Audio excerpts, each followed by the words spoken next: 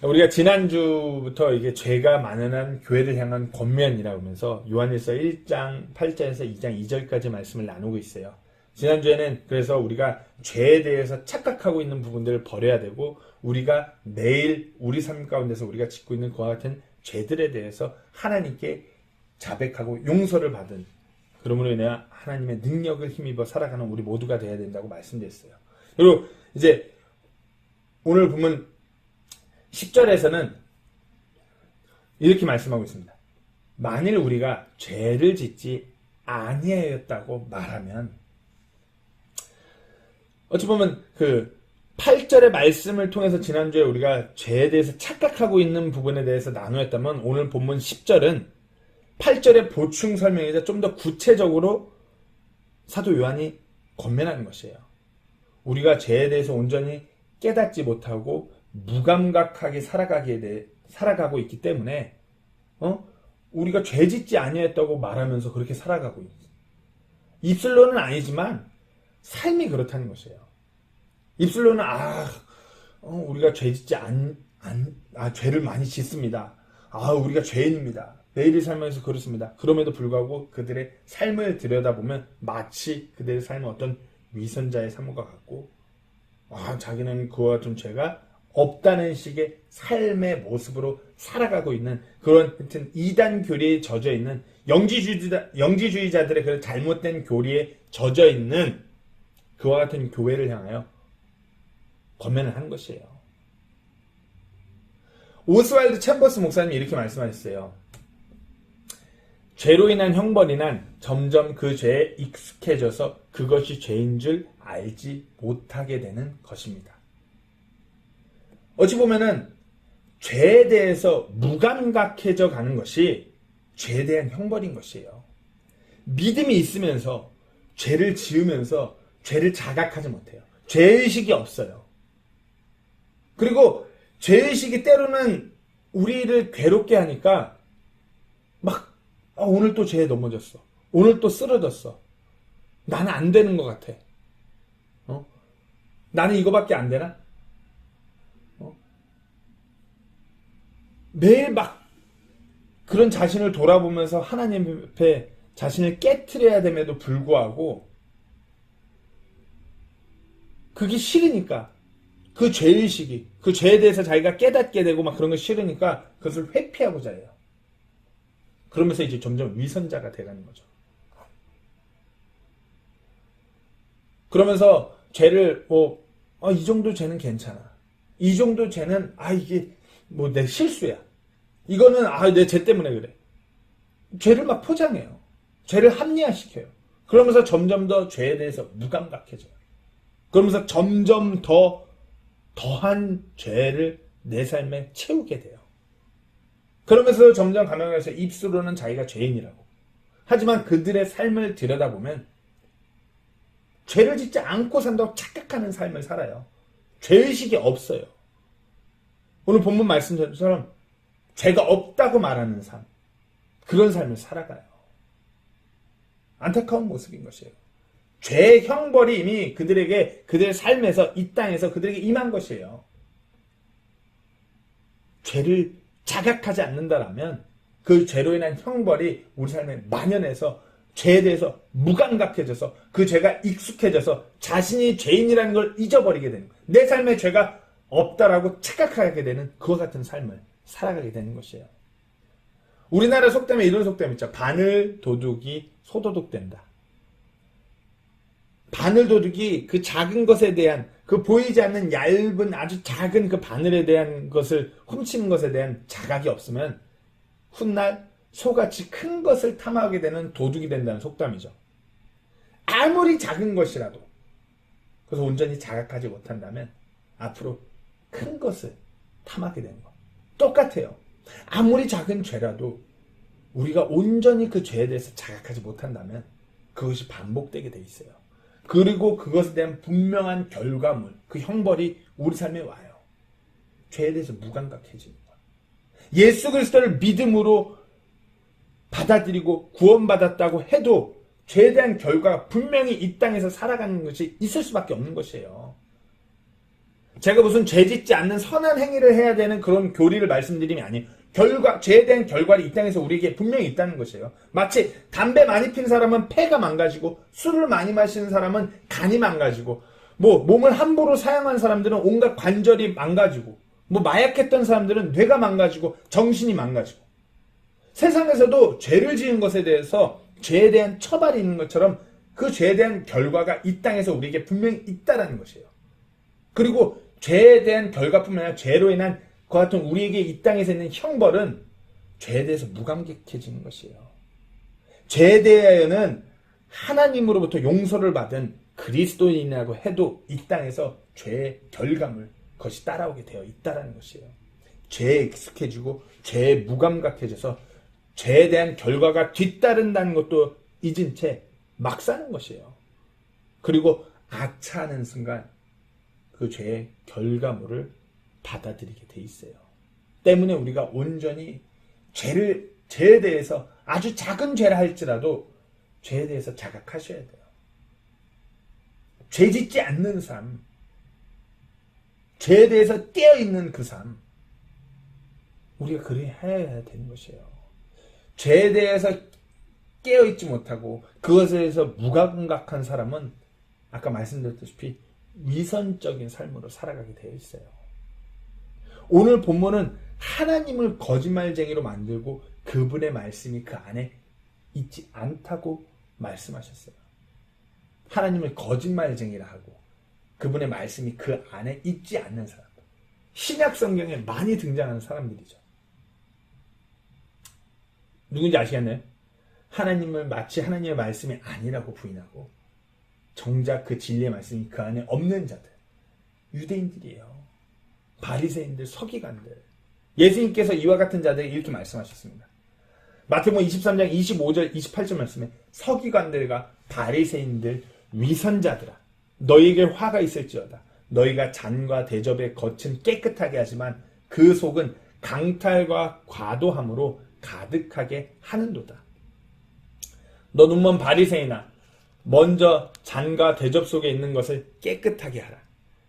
그러면 그것들의 겉도 깨끗하게 되리라. 서기관들과 바리새인들, 위선자들아, 너희에게 화가 있을지어다. 너희는 마치 회칠한 돌무덤 같도다.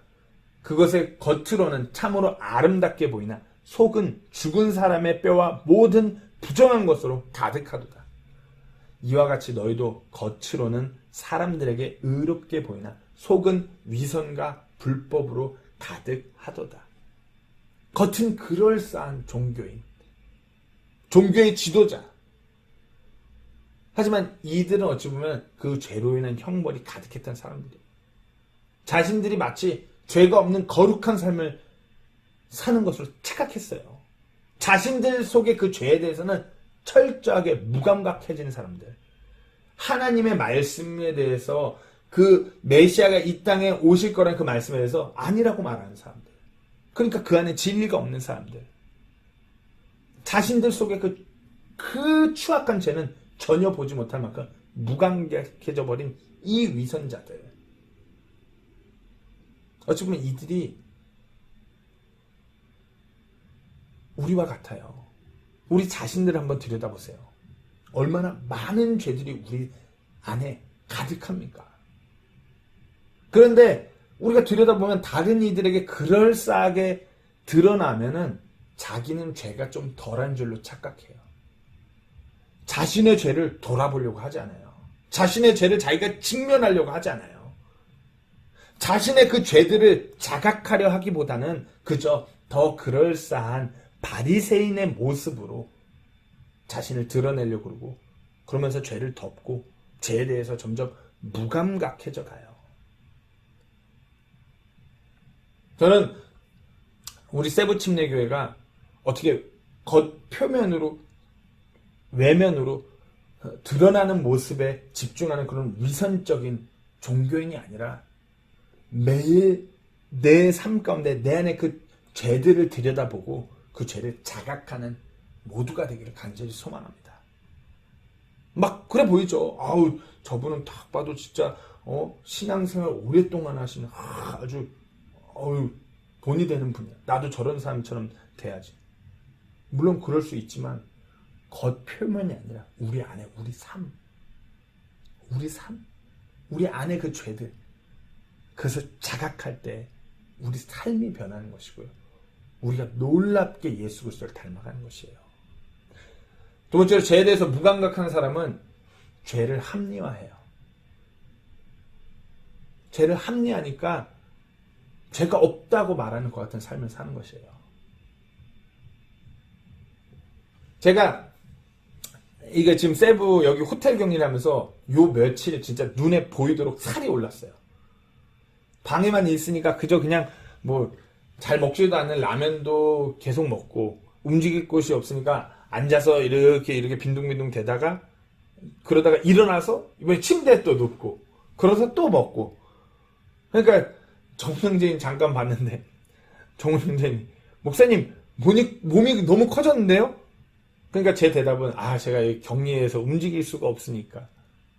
아마 다이어트에 실패한 사람이나 살이 찐 모든 사람들에게 살이 쪘는데요? 물으면은 뭐 핑계가 있어요. 핑계거리가. 이와 같은 것 같아요. 죄 짓는 것에 대해서 합리화한다는 것이. 뭔가 핑계거리가 있어요. 뭐 하나만 더 예를 들면 교도소에 가면 이런 말을 한다고 해요. 교도소 안에 수감되어 있는 사람들 중에 사연 없이 들어온 사람 하나도 없다고.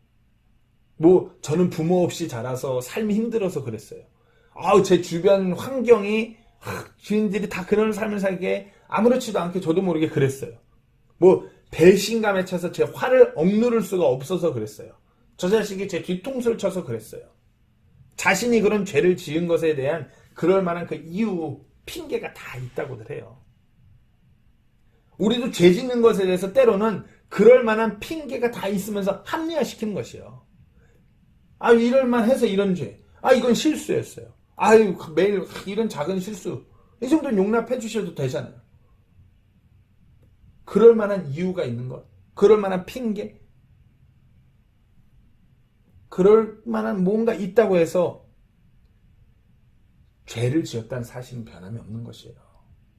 죄가 우리 삶에 만연해지면서 내가 죄를 자각하지 못하고 죄에 대해서 무감각해지면 질수록 자신의 죄에 대해서 집중하기보다는 죄가 아닌 다른 무언가에 시선을 돌리면서 자신의 죄는 그래도 된다고 자신도 모르게 합리화시키는 것이에요. 자신에게 어떤 이유가, 어떤 실수가, 어떤 누군가에 의해서 그렇다고 해도 죄는 내가 선택해서 그리 된 것이 변함이 없는 것이에요. 이와 같이 누군가를 탓하고 어떤 핑계를 대고 합리화시키는 이와 같은 모습은 처음 죄가 이 땅에 들어왔을 때 그 사람들에게도 드러나는 모습이었어요. 창세기 3장 12절 13절 말씀 보시면 아담이죠. 남자가 이르되 하나님께서 나와 함께 있으라고 주신 여자 그녀가 그 나무에서 나는 것을 내게 주므로 내가 먹었나이다. 그 선과 악을 알게 해주는 그 나무의 열매를 먹지 말라고 하나님 말씀하셨어요. 그런데 아담이 어쨌든 먹었죠. 그러니까 하나님께서 왜 그러냐고 물으시니까 하나님께서 나하고 같이 있으라고 내게 주신 그 여자가 그 나무에서 나는 걸 내게 줘갖고 내가 먹었어요. 하나님께서 그 여자 나한테 줘갖고 그런 거예요. 이렇게 대답하는 거예요. 혼자 있는 것이 너무 좋지 않기 때문에 하나님께서 그 배우자로서 이불을 허락하셨는데 그것을 감사하는 것이 아니라 그 여자 때문에 하나님께서 그 여자 함께 있으라고 주셨기 때문에 내가 그래서 이 죄에 범한 거예요. 이런 합리화. 13절은 또 어떻죠? 주 하나님께서 여자에게 이르시되 네가 행한 이 일이 무엇이냐 하시니 여자가 이르되 뱀이 나를 속여서 내가 먹었나이다 하니라. 이분은 그러니까 또 아담하고 똑같아요. 하나님이 만든 하나님이 창조한 저 뱀이 나를 속였다. 하나님이 창조한 저 간교한 저 뱀이 나를 속였다. 하나님이 저 뱀을 간교하게 만들었기 때문에 내가 그렇게 된 거 아니냐. 자신들의 죄를 합리화한 모습이에요. 자신의 죄에 대해서 온전히 자각하지 못하기 때문이에요. 그러니까 마치 죄가 없다고 말하는 자들의 모습이 이와 같아요. 한번 우리 삶을 돌아보세요. 순간순간 우리가 얼마나 많은 죄들을 지며 살아가면서 이와 같이 내 안에 그 죄들을 합리화시키면서 살아가나요? 뭐 상황이 이래서요. 코로나였어요. 경제적으로 힘들었어요. 정말 너무 어려운 상황이다. 가족과 떨어져 있으면서 뭐 이래서요. 저래서요. 합리화시키면 안 돼요. 죄는 내가 그 죄를 지은 거예요. 내 선택이고요. 내가 지은 죄예요. 그 죄에 대해서는 어떠한 핑계도 합리화시킬 것도 없는 것이에요. 죄에 대해서 똑바로 우리가 자각해야 됩니다. 그리고 죄에 대해서 무감각하게 되면 세 번째로 죄를 점진적으로 반복하는 것이에요. 점진적으로. 죄가 그냥 단순히 동일한 죄가 반복되는 것이 아니라 점점 더 그 죄가 심각해져 가는 것이에요. 아까 말씀드렸죠. 바늘도둑이 소도둑. 아무리 작고 드러나지 않는 죄라고 해도 내가 그 죄에 대해서 무감각하다면, 그것을 온전히 자각하지 못하고 있다면 오늘보다 내일 그 죄가 더 굵어질 것이고, 다음 주에 더 길어질 것이고, 다음 달에 더 무거워질 것이고, 내년에는 보이지 않을 거예요. 너무 커져서. 지금 한번 세상을 돌아보세요. 저도 얼마 살지 않았지만 제가 뉴스를 보면서 가만히 생각해보면 제가 초등학교 때 접하던 뉴스와는 비교할 수 없을 만큼 악한 잔인한 소식들이 들려오는 세상이에요. 이것은 비단 세상뿐만 아니라 이전의 교회와 지금의 교회를 비교해서 본다면 교회 안에 정말 말도 안 되는 죄가 만연한 때에 이르렀어요. 전 이렇게 생각해요. 교회 안에서 예전부터 거듭 죄에 대하여 온전히 자각하는, 온전히 깨닫게 하는, 죄에 대해 찔림을 주는 그와 같은 설교를 했다면 어떨까요? 지금 돌아보세요. 소위 모태신앙이라는 교인들이 정말 말도 못하는 아이들을 학대해요. 소위 목회자라는 종교 지도자가 말도 안 되는 돈 문제, 어떤 성적인 문제, 죄에 대해서 무감각해져. 그 안에 죄가 점진적으로 반복되다 보니 교회 안에도 죄가 만연한 때에 이르는 것이에요. 우리가 뭐 누굴 손가락질 할 것이 아니라 지금 이 순간에 우리 안의 죄를 우리가 온전히 자각하지 못한다면 죄라는 독이 우리 안에 꽉 차게 되면서 우리가 죄에 대해서 철저히 무감각해져서 정말 점진적으로 그 죄를 반복하게 되는 삶을 살아간다는 것을 분명히 아셔야 돼요. 우리가 온전히 죄에 대해서 깨달아 알아야 돼요. 자각해야 돼요. 아무리 작은 죄라도 내가 하나님께 죄를 지었구나. 다윗의 고백처럼 내가 하나님께만 죄를 지었습니다. 죄의 크고 작음이 아니라 내가 죄를 하나님 앞에 지었다라는 것을 온전히 자각하셔야 돼요. 그리고 우리가 그것이 죄를 내가 그리함으로, 자각함으로 죄로부터 이겨내는 승리는 내 힘이 아니라 우리 주님을 의지함으로 그리 되는 것을 분명히 아셔야 돼요. 우리가 죄를 온전히 이겨내기 위해서는 죄를 이기신 그분을 의지해야 되는 것입니다. 오늘 2장 1절을 읽으면 내 어린 자녀들아 내가 이것들을 너에게 쓰는 것은 너희가 죄를 짓지 않게 하려 합니다. 이것이 하나님 아버지의 마음이에요. 하나님께서 사도 요한을 통해서 죄 짓고 있는 죄가 만연한 교회들에게 권면하시면서 그분의 마음을 비추시는 것이에요. 내가 너희가 죄를 짓지 않게 돕기를 원한다. 그러니까 내가 이와 같은 권면을 사도 요한을 통해서 보내는 것이야. 우리를 도우시는 그 하나님, 우리가 그분을 의지해야 되는 것이에요. 그분을 의지한다는 것은 그분의 말씀을 붙드는 것이에요. 이것들을 우리에게 쓴 것은 우리가 죄를 짓지 않게 하려고. 마귀는 우리가 죄를 지어서 죄에 대해서 무감각해져서 우리 삶에서 그 하나님께서 허락하신 그 능력을 잃어버리게 하고자 호시탐탐 우리를 노려요. 하지만 하나님께서는 우리를 죄짓지 않게 하고자 도우고자 대기하고 계신 하나님이세요. 우리가 죄 짓지 않기 위해요. 죄를 이기기 위해요. 그분의 도움이 절실히 필요합니다. 때문에 우리가 주 하나님을 의지해야 되는 것이고요. 우리가 의지할 그분은 두 번째로 우리를 변호하시는 분이라고 성경 말씀은 오늘 말씀하고 있어요. 2장 1절 뒷부분에 만일 누가 죄를 지어도 아버지와 함께 계신 변호자가 우리에게 계시니 곧 의로우신 분 예수 그리스도시라. 만일 우리가 죄를 지어도 우리가 그 죄를 자각하면서 하나님을 의지해서 내 변호자 대신 우리 예수님을 의지할 때 아무리 죄가 만연해서 반복되고 죄에 무감각해져 있다 할지언정 우리를 변호하신 그분을 통해서 우리가 죄를 이겨낼 수 있다는 것이에요. 2장 2절에 그분은 우리 죄들로 인한 화의 헌물이시며 우리 죄들뿐만 아니라 또한 온 세상 죄들로 인해 화의 헌물이십니다. 그렇잖아요. 마귀는 계속 외칠 거예요.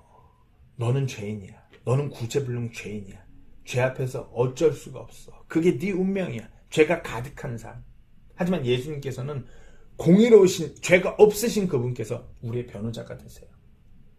우리 죄를 대신해서 화의 헌물이 되신 그분께서 우리를 의롭다 하시면서 변호하신 것이에요. 비록 어제 죄 앞에서 쓰러졌다 하여도 우리 죄를 대신해서 화의 헌물이 되신 예수님께서 아니라고 하시는 것이에요. 우리가 우리 힘으로 죄를 이겨내는 것이 아니라 우리의 죄의 대가를 대신 치르신 그 사망을 이기신 우리 주님을 바라보고 주님을 의지하면서 그분을 통해서 죄를 멀리하게 되는 것이에요. 히브리서 12장 1절 2절 말씀에 그러므로 이렇게 큰 구름 같은 증인들이 또한 우리를 둘러싸고 있으니 우리가 모든 무거운 것과 너무 쉽게 우리를 얽어매는 죄들을 떨쳐버리고 인내로 우리 앞에 놓여있는 경주길을 달려가며 우리 믿음의 창시자여 또 완성자이신 예수님을 바라보자. 그분께서는 자기 앞에 놓인 기쁨으로 인해 수치를 멸시하시며 십자가를 견디셨고 하나님 왕자 오른쪽에 앉혀지셨느니라. 우리가 우리 주님을 온전히 바라보고 의지할 때 우리 삶의 그 죄들을 끊어내고 그 죄를 이겨낼 수 있음을 분명히 아셔야 됩니다. 오늘 죄를 지었다면 그 죄를 확실히 자각하고 내가 얼마나 내 힘으로 아무것도 할 수 없는 완악한 죄인임을 직시하시고 그런 나를 위해서 십자가 지신 정말 이런 나를 위해서 기쁨으로 그 수치를 그 십자가를 견디신 그 예수님을 바라보고 그분을 의지하시면서 내가 죄를 이기겠다. 내가 죄 앞에 쓰러지지 않겠다. 결단하셔야 됩니다. 내가 아무리 작은 죄라도 그 죄 앞에 내가 패배하지 않겠다. 그 죄를 내가 그냥 아무렇지도 않게 넘기지 않겠다. 그와 같은 결단이 필요합니다. 누가 오늘 그와 같이 결단하시겠어요? 내가 아무리 작은 죄라도 하나님 앞에 내가 그 죄를 지고 있다. 내가 그 죄를 그렇게 넘기지 않겠다. 누가 그렇게 결단하시겠어요? 내가 하나님 오늘 죄 앞에 패배했지만 내일부터는 내가 죄 앞에 그렇게 패배하고 싶지 않습니다. 승리하고 싶습니다. 그래 하나님 도와주십시오. 주님 도와주십시오. 내가 이러이러한 죄들을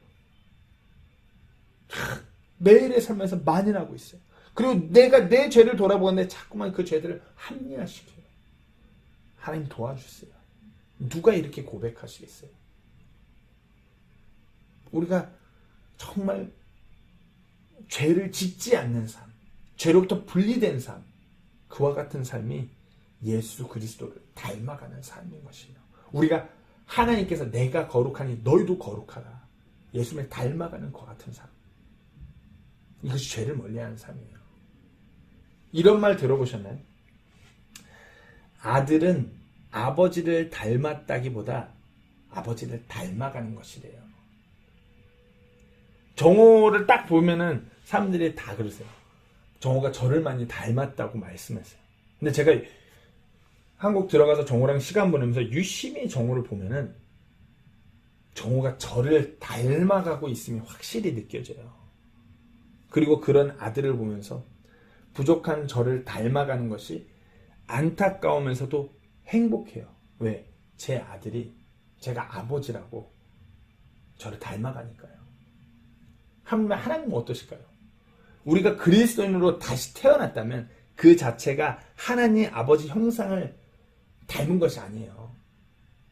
하루하루 이 땅에서 살아가면서 하나님의 자녀로 태어난 그 삶을 살아가면서 우리가 우리 주 예수님을, 주 하나님을 닮아가는 것이에요.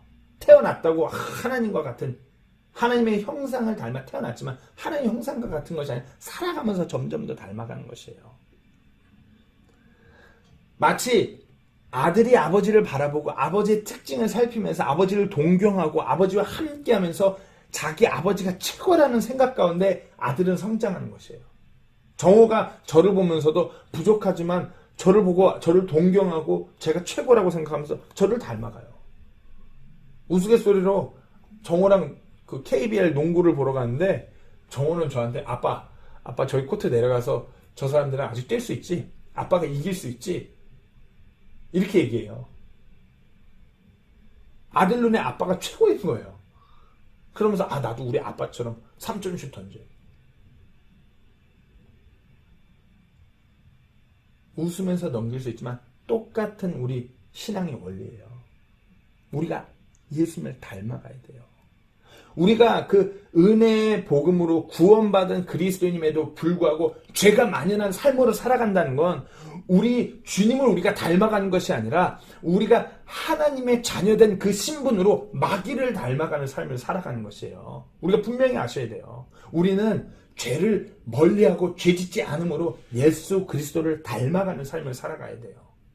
그 삶이 하나님을 기쁘시게 하는 삶이요. 우리가 가져갈 수 있는 최고의 삶이요. 우리가 정말 능력을 움켜쥐고 이 땅에서 왕과 제사장으로 살아가는 삶입니다. 죄가 없으신 그 예수님, 우리 주님을 닮아가는 삶. 우리가 우리를 매이게 하는 그 죄를 짓지 않고 말씀에 순종하는 삶이 예수님을 닮아가는 삶입니다. 내가 매일같이 그 말씀에 귀 기울여서 말씀을 통해서 내 자신을 돌아볼 때 우리가 죄를 자각하게 되는 것이에요. 죄를 온전히 알게 돼요. 내 삶에 내가 정말 캐치하지 못했던 그 작은 죄도 하나님의 말씀을 통해서 우리가 캐치하게 되는 것이에요. 죄에 대해서 무감각해지지 마셔야 됩니다. 죄를 자각하셔야 돼요. 그리고 죄 짓지 않기 위해서 우리 주 하나님을 더욱더 의지하고 붙드는 우리 모두가 되셔야 됩니다. 그러므로 우리가 정말 이 땅에서 예수님을 하루하루 더욱더 닮아가며 예수님 앞에 섰을 때 정말 예수님을 닮아 살아간 그 내 삶에 대해서 예수님께 칭찬받고 예수님과 함께 그 영광을 함께하는 우리 모두가 되기를 간절히 소망합니다. 기도하겠습니다.